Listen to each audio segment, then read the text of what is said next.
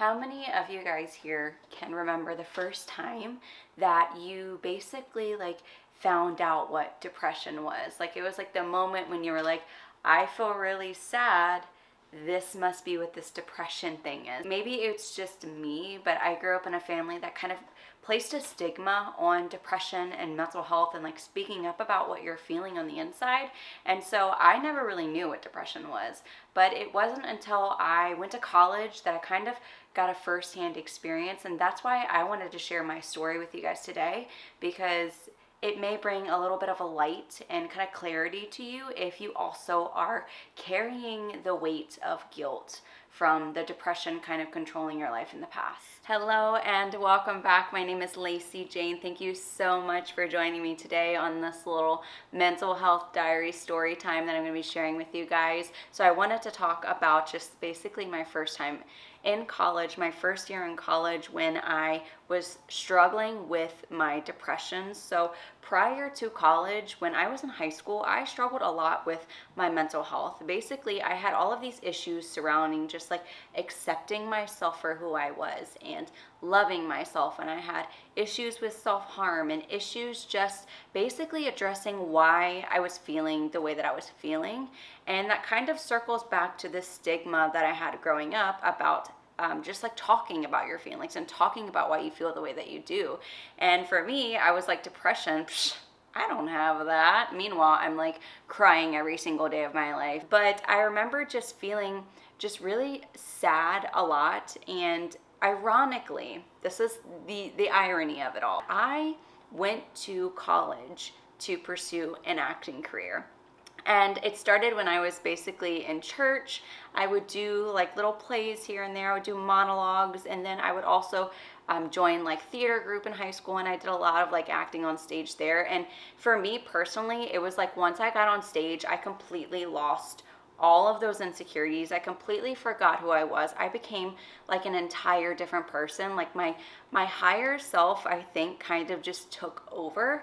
And I do believe that's probably why I am here today. Now, let me preface this by saying that at 17, when I moved into college, I was in no way, shape, or form prepared to enter the world. Like in no way was I ready. When I say that I was a Bible Belt kid, if you also were one, you understand I was very sheltered. I remember the first day that I moved in early before my roommate moved in, and I remember I moved into my dorm and I did not leave my room. I remember the entire night, like I moved at like 2 p.m. or something like that, and I literally was just like peeking out the blinds like, hello, there's a world out there. And so all of the money that got me into college was entirely from any type of financial aid. I didn't have any scholarships. I didn't grow up with money, so my parents didn't give me anything. Everything was entirely from financial aid. Me being first-time college kid, I had no idea how financial aid worked. I had no idea that it was only going to last me one semester and it wasn't going to get me very far. So it was an entire new world. And on top of that, I also had to take a work-study program where essentially I was working in the dining hall every week, several shifts per week, just in order to make money to barely cover the groceries. And so all of this kind of combined together, it was like the weight of learning how to live in the world, learning what loans were, and learning how to be financially independent, along with being alone for the first time, along with always having been struggled with depression and anxiety and mental health issues. It was like all of these things at once on the weight of a 17, almost 18-year-old shoulders. For the first time being exposed to the world was just a lot for me. It was a huge transition. And in life, anytime you go through a transition, whether it's a new relationship or a new job or a new city or a new apartment, like anything like that, it's going to be a lot for you, and your body will react in different ways. And I started to notice slowly, like just those first signs. The first sign for me was just, I started to just sleep a lot. And for me, I was never like a kid that slept a whole lot. Like I didn't sleep in, but I started to notice that I didn't want to get out of bed in the morning. Like I would sleep through my classes. I just wouldn't want to get out of bed. I would just stare at the ceiling. I remember waking up and thinking, God, another day. And then I started to notice these other small little signs.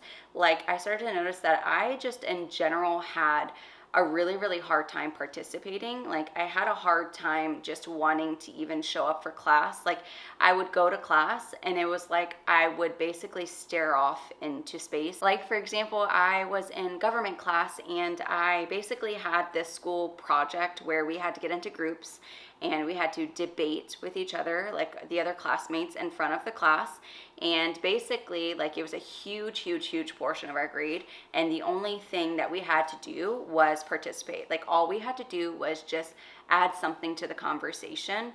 And if we didn't like add even just like one little sentence to the conversation, then we would like completely get a 0. We'd fail it and it would probably bring our grade point average like or our grade for the class like 3-letter grades or something like that. Like it was a huge portion. And I remember the entire time that I was sitting in that debate and I was sitting in front of the class, I was just staring off into space. And it's like I knew that I was going to fail if I didn't participate or do something to contribute, but I just generally just didn't care. Like I was just sitting there staring off into space. Like I literally don't care if I fail right now because I don't have the energy to put anything into this right now. I barely have the energy to be here, and participating is a lot for me right now. Leona, no. No. No. If you go out there, you better be a good girl.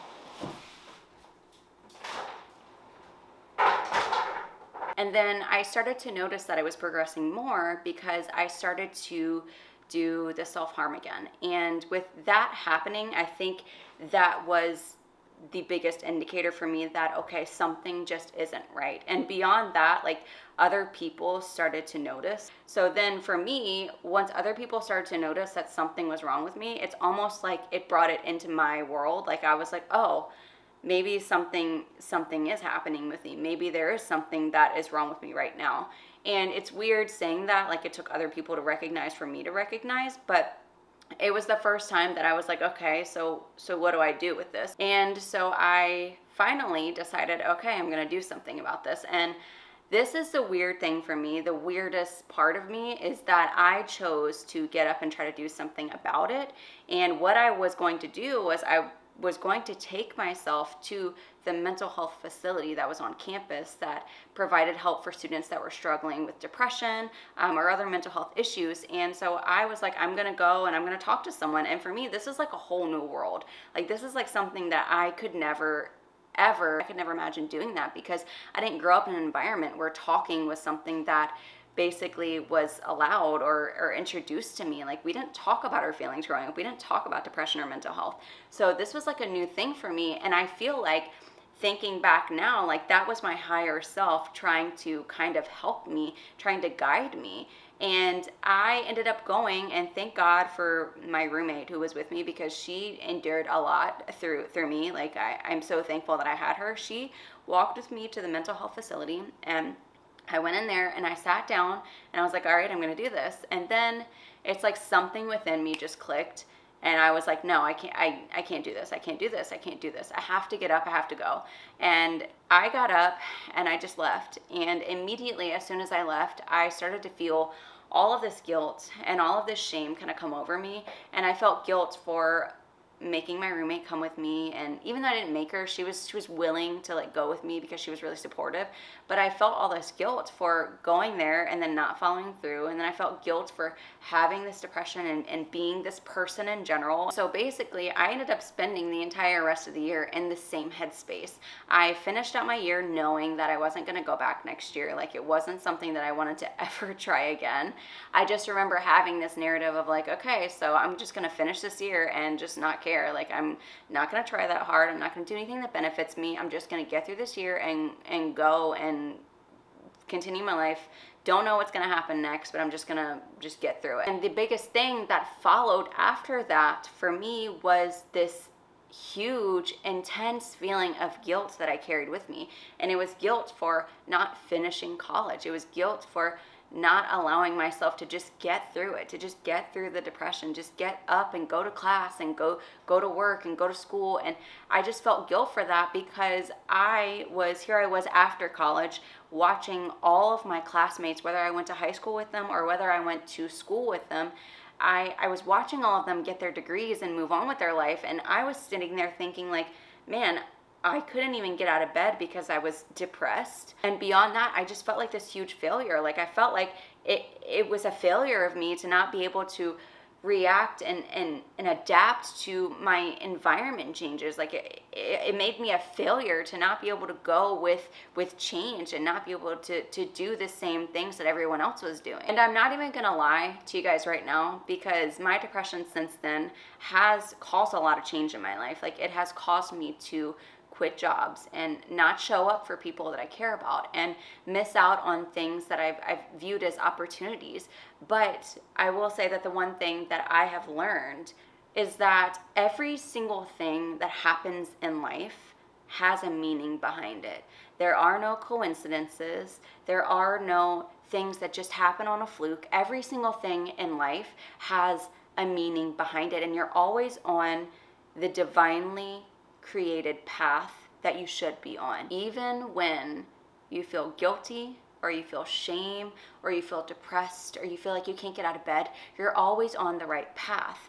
And also another thing that I want to mention is that I pushed away my higher self back then because my higher self wanted to change. My higher self wanted to reach out, and I pushed her away back then. But years later, when I was ready to meet the universe again, the universe, who is me right now, met that past version of me with loving and open arms. And the universe didn't say, Lacey, no, like you're not worthy of this love. You're not worthy of getting all these things that you want in life now because you decided to drop out of college because you were depressed. You're not worthy because you gave up and you didn't take the help back then when you knew that you should have. No, none of that happened because the universe welcomed this change. It welcomed this change with open and loving arms because I was ready.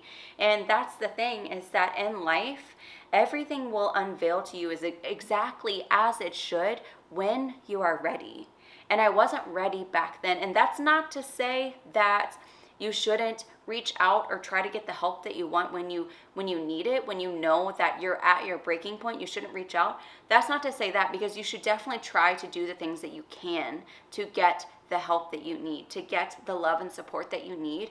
But my problem back then was that I jumped from never having a conversation about my feelings in my entire life to trying to talk to someone to help me. And that was me trying to tackle an entire staircase when really I just needed to take one step at a time.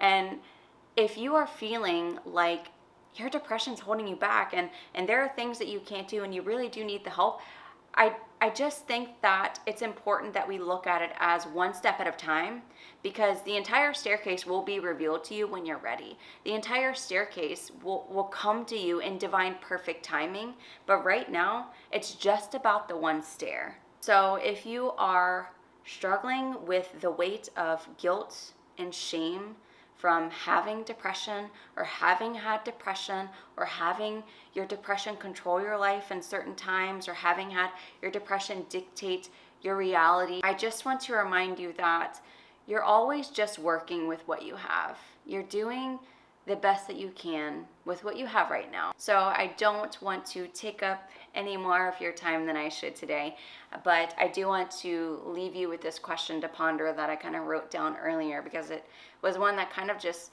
popped into my head. Maybe you can answer this question in a way in the comments after you've subscribed to my channel.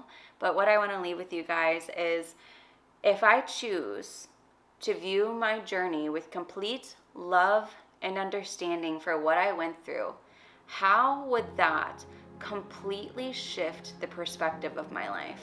How would that change the situation entirely? How would that change the meaning entirely? So just comment any insights below if you have any.